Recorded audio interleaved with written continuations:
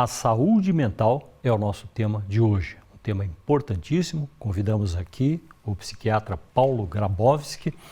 Ele é formado pela Universidade Federal do Paraná, trabalha na residência em psiquiatria do Hospital São Julián, da Prefeitura de São José dos Pinhais, e também professor do internato em psiquiatria da Faculdade de Medicina do Hospital Pequeno Príncipe, além também do trabalho em consultório. Ele trabalha especialmente, um dos temas é a esquizofrenia e os transtornos psicóticos. Mas nossa abordagem é sobre a saúde, como evitar esses problemas mais graves. E por isso foi feito este convite. Ele está aqui conosco, o Dr. Paulo Grabowski. Dr. Paulo, o assunto que a princípio assusta, mas a nossa abordagem é o como evitar, como cuidar da saúde mental, que é um tema pouco falado e gravíssimo, importantíssimo. Bom, cuidar da saúde mental é algo muito simples, na verdade, mas que com a evolução da sociedade a gente foi perdendo um pouco, né? Pela mudança dos hábitos, né? Mas cuidar da saúde mental envolve cuidar basicamente da nossa saúde física, né? Cuidar do nosso corpo, evitando doenças que propiciem a doenças mentais, né? Cuidar do consumo de substâncias psicoativas, álcool, drogas. Inclui também cuidar das nossas rotinas de vida, horário de sono, tempo de exposição a telas, que hoje é uma coisa muito importante. Então, cuidar da saúde mental envolve todos esses temas, né? É uma questão muito ampla, né? Do que é mais cotidiano, cuidar das nossas rotinas mesmo, né? Cuidar do corpo, atividade física, dormir bem, se alimentar bem, enfim, evitar consumo de substâncias. A principal ferramenta de hoje, que todo mundo usa, é o celular e são as redes sociais, é a internet. O que isso chegou e está ajudando ou está prejudicando mais as pessoas hoje que só pensam em procurar tudo dentro do celular, estão deixando a sua vida de lado? Essa é uma questão complexa. Nós não sabemos ainda o efeito total desse acesso massivo a redes sociais, né? A essa interconexão com milhões de pessoas de forma muito simples, muito rápida, né? Também um tanto superficial, frágil. Nós não conseguimos ainda quantificar qual é o impacto disso, mas aparentemente pode prejudicar a saúde mental se for usado de uma forma que prejudica, né? E a medicina está trabalhando para entender quais são as formas que prejudicam, as formas de uso, né, de telas, de celulares, redes sociais que prejudicam a saúde.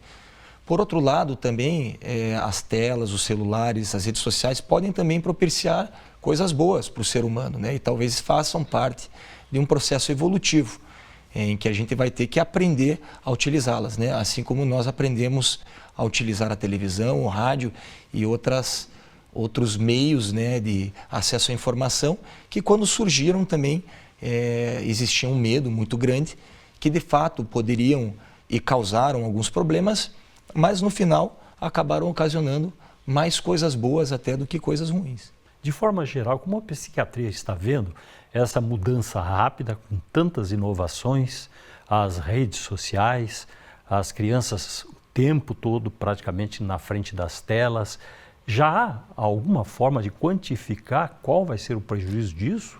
Já existe, né? Nós sabemos que crianças expostas por muito tempo, né, de forma precoce, crianças muito novas, abaixo de 5 anos, né, a telas, elas vão ter problemas de interação social, de atenção continuada, de conseguir prestar atenção em outras coisas que não envolvem aquele estímulo que está ali, né?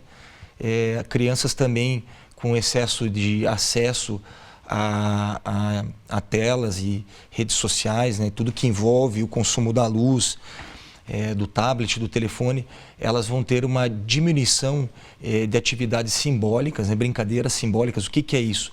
Aquela brincadeira de você brincar que uma caixa de papelão é um carro e um pires é um volante, né? Isso é uma brincadeira simbólica e a criança envolvida demais com o tablet, com o celular, ela deixa de ter brincadeiras simbólicas e isso tem uma consequência, porque as brincadeiras simbólicas elas fazem parte do nosso desenvolvimento cerebral, né? Para uma brincadeira simbólica a gente precisa de memória, precisa de planejamento, criatividade.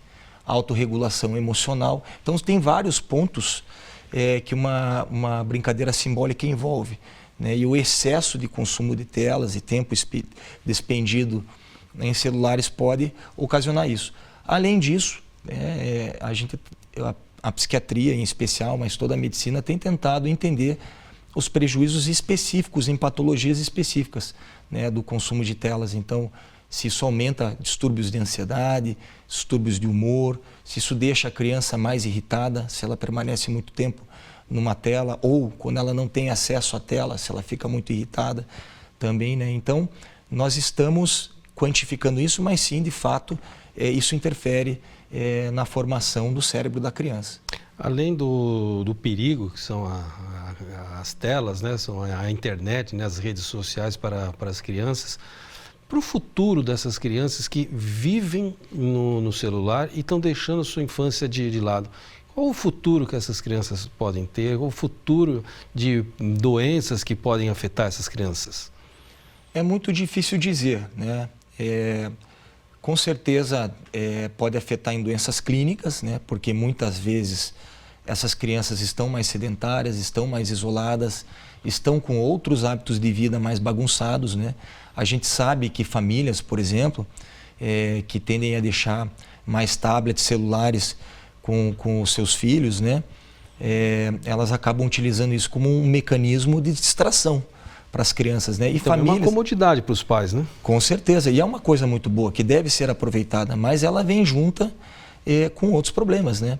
Muitas vezes uma família que permite mais tempo isso é uma família também que não se preocupa tanto com a alimentação, com a atividade física, com a recreação, né? Então, existe um impacto, com certeza, físico e também, como a gente já falou, um impacto mental. Como isso vai, né, se expressar no futuro, né, do ponto de vista mental, é muito difícil dizer, né, porque nós temos aí poucos anos de segmento, né, e não é só poucos anos, é um consumo que ele vem se modificando em termos de quantidade, qualidade, né, tipos, né, então mal e mal a gente está estudando alguma coisa, já surge outra dentro da tecnologia e a gente conseguir entender qual é o impacto de tudo isso que vem se transformando numa pessoa adulta é muito difícil.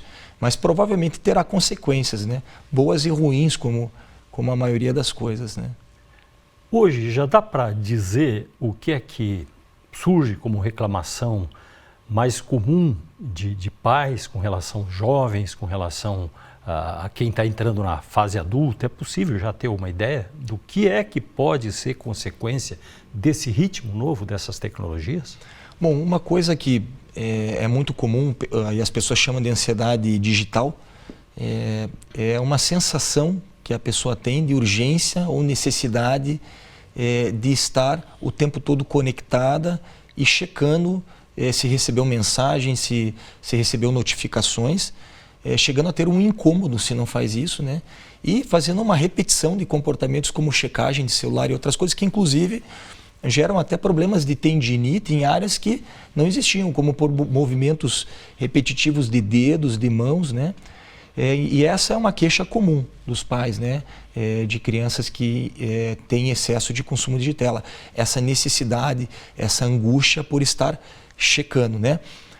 O termo ansiedade digital talvez não seja o melhor, porque é quase como uma dependência, é um processo que envolve mais a necessidade de uma gratificação por dopamina do que exatamente um medo, que é uma ansiedade, né? Mas o pessoal chama de ansiedade digital. Diria para você que essa talvez seja uma das queixas principais. Outra queixa da família que é muito comum nesse sentido em quem está consumindo muita tela é a falta de envolvimento com outras atividades que nós sabemos que são importantes para o neurodesenvolvimento, né? Então, a interação social, face a face, a atividade física, pode interferir no sono também. E outra queixa comum das famílias de crianças ou adolescentes muito envolvidas com o consumo, né, de internet, tablets e celulares, elas ficarem mais irritadas quando solicitadas, né? Quanto mais tempo consumindo, a família vai lá, comenta alguma coisa, pede para tomar um banho, uma reação mais irritadiça, né? Então essas são as queixas talvez mais comuns das famílias, né? Que enfrentam esse problema do excesso de consumo de tela. Para os idosos, a tecnologia ajuda a reduzir a solução ou pode ampliar? De mais difícil ainda dizer, né? Porque o idoso ele sofre uma série de processos mentais envolvidos com o envelhecimento, e o que torna mais difícil a gente entender o quanto a utilização desses tablets, celulares, né, e também as redes sociais, elas estão interagindo com esses fatores e causando algo benéfico ou algo maléfico, né? Mas com certeza, se for um consumo, né, de tempo de celular ou tablet em atividades que estimulam, né, funções que o idoso está perdendo, por exemplo, pode ser muito benéfico, né? Por outro lado, né, se aquele idoso não sabe gerenciar bem o que ele está fazendo, ele pode ficar mais isolado, né, perder esse estímulo externo do contato social, da exposição luminosa, né, da atividade física e adoecer mais pelo próprio isolamento. Os sinais de alerta para problemas que estão aparecendo já, por exemplo, porque esses sinais aparecem principalmente já no amadurecimento, é mais comum que ali se observe que alguma coisa não está bem. O que é que os pais deveriam ficar alerta depois da adolescência, entrando na idade madura? Em relação ao tempo de consumo de sintomas que mereceriam uma investigação para saber o que é aquilo, o que está acontecendo com o rapaz, com a moça, naquele momento que se tornou diferente. Sobre sinais de alerta de que os filhos, né, crianças, adolescentes, estão tendo um consumo problemático de tecnologia, tablets, celulares, são como sinais de abstinência de substância. Então, por exemplo, não conseguir controlar o tempo, apesar de ter feito combinados com os pais, mentir sobre isso, né? Então combinou algo com os pais e mente que fez e não foi feito. Sintomas de irritabilidade e principalmente quando os pais percebem que está influenciando ou no sono ou nas outras rotinas que são importantes para o neurodesenvolvimento que a gente citou. Interação social, atividade física, né? Parte acadêmica, comparecimento à escola, estudo em casa, outras atividades lúdicas como desenhar, né? Brincar com brinquedos habituais. Então esses são sinais que podem sugerir que uma criança ou um adolescente está com problemas com o consumo de... Para complementar a questão assim do sinal de que algo deve ser feito, ou encaminhamento para especialista, quando os pais desconfiam, aquele adolescente que está se tornando adulto, ou já é adulto, e tem alguns pontos que mereceriam uma investigação de alguém qualificado para isso. Acredito que para essa situação, inicialmente, né, uma consulta com um psicólogo é muito interessante, né? Se a família perceber que é algo mais grave, né, e pode ir diretamente a um psiquiatra. Habitualmente, um problema de consumo excessivo de tela, gerando consequências de saúde mental, né, existe, você tem um comprometimento do funcionamento familiar, de uma forma geral. E você tem que fazer uma abordagem não só dessa criança, desse adolescente, mas você tem que fazer uma abordagem dos pais ou das pessoas que cuidam, né? Para quê? Para estar ensinando eles a como negociar esse tempo, né, a como lidar com essa demanda e como permitir que esse adolescente, essa criança, possa consumir um tempo saudável numa atividade saudável, né, dentro daqueles dispositivos, né? Um exemplo, né, é incentivar a família a estar junto com a criança ou adolescente, vendo o que ele está fazendo, né, e direcionar ele a consumir uma qualidade de conteúdo que seja mais produtiva em termos de neurodesenvolvimento, né? Por exemplo, vídeos onde a criança ou adolescente interaja, né? E não sejam só coisas passivas, onde você só está assistindo e viciando o seu cérebro em uma dopamina imediata, né? Que faz as pessoas que estão enfrentando esse problema, inclusive, terem uma dificuldade maior em lidar com o próprio tédio, em conseguir ficar, por exemplo, sentados numa cadeira, contemplando uma paisagem ou qualquer coisa do tipo, porque o cérebro já foi viciado a um estímulo recorrente. Estamos falando hoje sobre saúde mental. Nosso convidado é o Dr. Paulo Grabowski, médico psiquiatra, tem 20 anos já de atividade, está em várias atividades simultâneas em hospitais e também no consultório, e ele conversa com a gente sobre esse assunto importantíssimo que é a saúde mental. Já voltamos.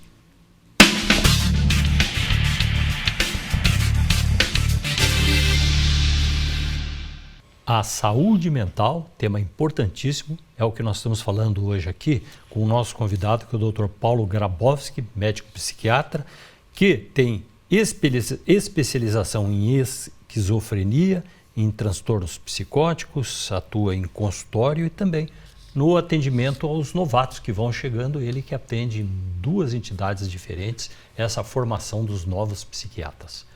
João. Doutor, no intervalo estávamos falando sobre a inteligência artificial. O que essa nova ferramenta pode ajudar nas consultas ou pode atrapalhar também com aquele paciente que chega muito bem informado porque fez uma pesquisa antes de fazer uma consulta e quer, de repente, passar, olha, eu tenho isso, eu tenho aquilo porque eu li lá. Como é que funciona esse trabalho hoje no consultório?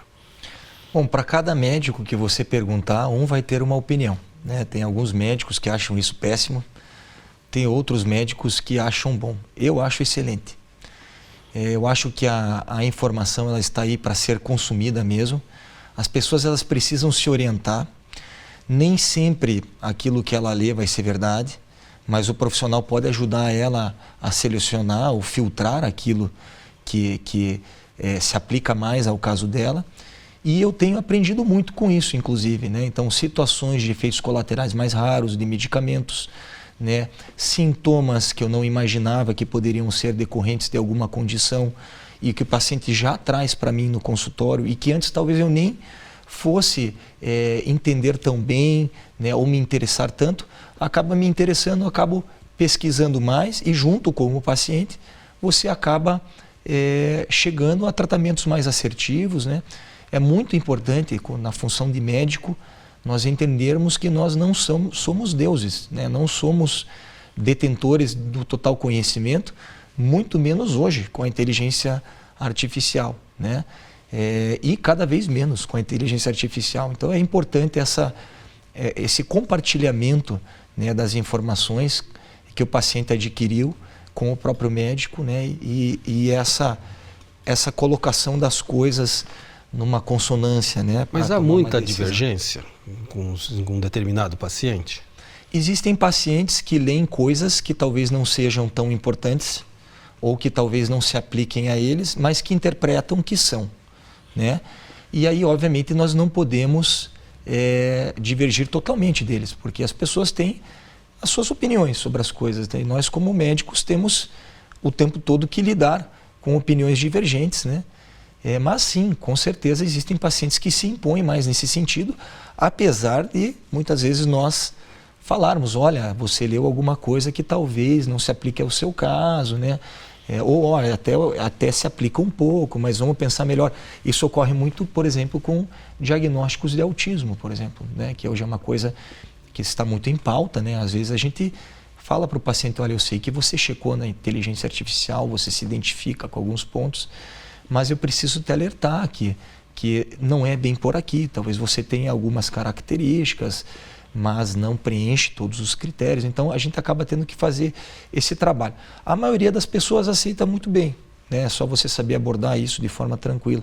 Mas sim, existem pacientes que vão acabar criando alguns problemas por acreditarem muito mais na inteligência artificial do que no próprio médico, né? Enfim. O senhor disse aqui na nossa conversa prévia que o senhor é cauteloso com a medicação. Nem sempre é isso que de imediato deve ser prescrito ou forçado ao paciente que faça o consumo. Como psiquiatras, né, habitualmente os pacientes chegam para nós num nível de sofrimento que muito frequentemente necessita medicamentos. É muito difícil uma pessoa admitir que ela tem uma condição mental que necessita de um medicamento. Então, quando ela chegou para nós, ela já passou por todos os tipos de processos, né? Desde psicoterapia, até terapias alternativas, holísticas, né? Curandeirismo. Então, existe uma tendência de que se o paciente chegou para nós, ele provavelmente tenha de fato uma necessidade de medicalização. Mas essa medicalização deve ser feita de forma sutil, coerente, respeitando as características da pessoa, tentando não afetar na forma como essa pessoa se comunica, na personalidade dela, na forma como ela interage com as outras pessoas, né? Então, nesse sentido, sim, né? Sempre tentar o mínimo, o que é mais sutil, o que é mais tolerável, enfim. Doutor, vamos voltar a falar da ansiedade. A ansiedade no ambiente de trabalho, aquele funcionário que é muito ansioso, ele pode atrapalhar todo um ambiente de trabalho pela sua ansiedade, aquele caso que chega muito agitado. Como que lidar com essa situação? Esse termo ansiedade, ele é um termo muito complicado, né? Até para nós psiquiatras, né? O termo ansiedade, ele abrange em escalas dentro da psiquiatria, desde medo exagerado até passar mal físico sem motivo aparente, tensão interna, irritabilidade, um comportamento de exagero alimentar, uma compulsão alimentar. Então, as pessoas chamam de ansiedade muitas coisas, né? No exemplo que você deu, né, uma pessoa mais agitada, às vezes é uma inquietude mental, uma inquietude física, e as pessoas chamam de ansiedade. Mas sim, com certeza, pessoas que sofrem de distúrbios emocionais, elas vão ter o seu impacto no ambiente de trabalho e nos profissionais que estão ao redor. Por isso que é sempre importante identificar quem está tendo esse tipo de sofrimento, né? E tentar fornecer para essa pessoa, né, os melhores meios para que ela possa se tratar, para que a engrenagem funcione, né? Uma engrenagem dentro de uma máquina que não está funcionando direito, ela atrapalha o funcionamento da máquina inteira, né? E o mais importante, quando se identifica alguém que tem comportamentos que estão prejudicando, né, seja ansiedade ou outras coisas, irritabilidade, agressividade, instabilidade emocional, né? Quando você identifica alguém assim, o principal é essa atitude acolhedora, né? Identificar que a pessoa tem esse problema, ter um papo sincero com ela. Eu vejo o que você sofre, eu vejo que você tem um comportamento que te atrapalha, né? E também acaba tendo um pouco de influência, né, em todas as outras pessoas ao redor, e oferecer para essa pessoa as condições dela buscar uma ajuda, né? Seja um psicólogo da empresa, seja um psiquiatra mesmo, né? Seja pagando às vezes por um funcionário, né? A gente vê muito isso. Muitos pacientes chegam para mim a partir de chefes, né, que identificam aquela pessoa como alguém enfrentando problemas, né, e acabam até pagando a consulta deles com um psiquiatra particular. Como os problemas aparecem muito entre a adolescência e a maturidade, as escolas, elas cumprem um papel de orientação de pais. Como é que está hoje essa conscientização? Porque muitas vezes, a partir da palavra de professores e daquilo que eles observam, pode surgir algo que venha ajudar a resolver o problema, ou pelo menos minimizar o problema. Sem dúvida nenhuma. Na maioria das escolas, né, na maior parte do Brasil, com certeza, os professores eles estão capacitados a identificar problemas maiores que a criança possa estar enfrentando. Claro que existem escolas e escolas, né, situações e situações, professores e professores, né, formações de professores e outras formações, né, mas via de regra as escolas estão sim habilitadas a identificar quando uma criança está tendo sofrimento mental, seja por sintomas de depressão, seja por um déficit de atenção e uma hiperatividade, seja por um problema de conduta, né? Então, e todos os outros distúrbios emocionais, né? É claro que é muito importante sempre, né, esse espaço, por exemplo, como vocês estão concedendo, né, para que a população esteja alertada também. Quanto mais pessoas estiverem vigilantes, né, para os sintomas de alerta num adolescente, é melhor, né? Mas habitualmente sim, as escolas elas percebem, e muitas vezes inclusive são elas que recomendam os tratamentos. E inclusive muitas vezes algumas escolas são até um pouco exageradas. Então a gente recebe queixas dos familiares: poxa, meu filho tinha um probleminha que era pequeno, né, e a escola fez assim, um pandemônio por conta disso, né? Então acho que às vezes até existe um pecar um pouco por excesso também, mas eles conseguem sim identificar. A síndrome do pânico pode levar à depressão? São, dentro das patologias psiquiátricas, são distúrbios distintos, né? E são distúrbios de caixinhas distintos, né? A depressão é um transtorno de humor, né? O transtorno do pânico, que é o passar mal físico, sem motivo aparente, geralmente são mulheres jovens que acham que estão infartando, vão no pronto-socorro, ele já é um distúrbio da caixinha da ansiedade. Mas sim, distúrbios de ansiedade e distúrbios de humor ocorrem mais juntos do que ao acaso. Então são coisas que vêm juntas muitas vezes. De que forma? Alguns pacientes durante o episódio depressivo estão tendo essas crises físicas, como crise de pânico. Então essa é uma possibilidade, está tendo as duas coisas ao mesmo tempo. E a outra possibilidade, que a gente sabe que existe, é um risco. Então pessoas com depressão, que já tiveram um episódio depressivo, têm mais chance de ter um transtorno de pânico isolado no futuro.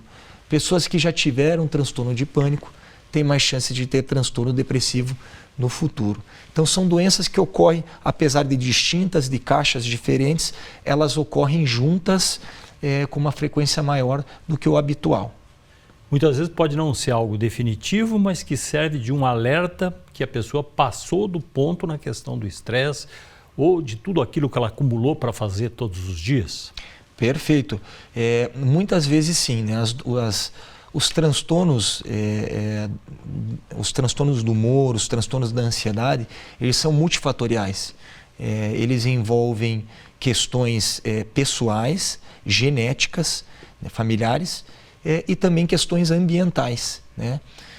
E algumas pessoas têm uma genética tão forte que mesmo sem o estresse, sem a questão ambiental, já vão apresentar aqueles sintomas em algum momento da vida. Outras pessoas têm uma tendência genética um pouco menor e elas vão precisar daí da influência do ambiente para desencadear aquele potencial do transtorno emocional da ansiedade que ela tem dentro dela, né? E aí entra o estresse, né? Então, com certeza, o estresse é um desencadeador de transtornos emocionais. Quando uma pessoa tem um distúrbio de ansiedade, um distúrbio emocional, a gente deve avaliar o ambiente, avaliar o trabalho, avaliar as relações interpessoais, as frustrações pessoais que a pessoa tem, né? O ritmo de trabalho, e sempre prestando atenção nessa interação desses fatores com a tendência genética que essa pessoa tem também para desenvolver aquelas patologias. Doutor, o estresse hoje é a doença da moda? O estresse, né, é um termo muito amplo, né? Ele envolve... A gente não consegue quantificar estresse, né? Então, o que é estresse? Trabalhar mais do que 10 horas, pegar mais do que 2 horas de trânsito para ir para voltar, né? Mas com certeza o excesso de atividades, o excesso de pensamentos e raciocínios, né? Ele faz uma sobrecarga mental e leva a adoecimento, né? E as pessoas percebem isso e elas chamam tudo isso de estresse, né? Então, com certeza, não é que é da moda, mas com certeza o estresse, esse termo genérico, que geralmente envolve essas coisas, né? Excesso de trabalho, de pensamento, de rotinas, né? Ele acaba estando muito na boca das pessoas, né? Então, acaba se dizendo que é a doença da moda, né? Dr. Paulo Grabowski, muito obrigado. A Band agradece a sua presença aqui, também os ensinamentos, as informações. Muito obrigado. Obrigado pela oportunidade. Muito obrigado a você que ficou ligado aqui na TV Band.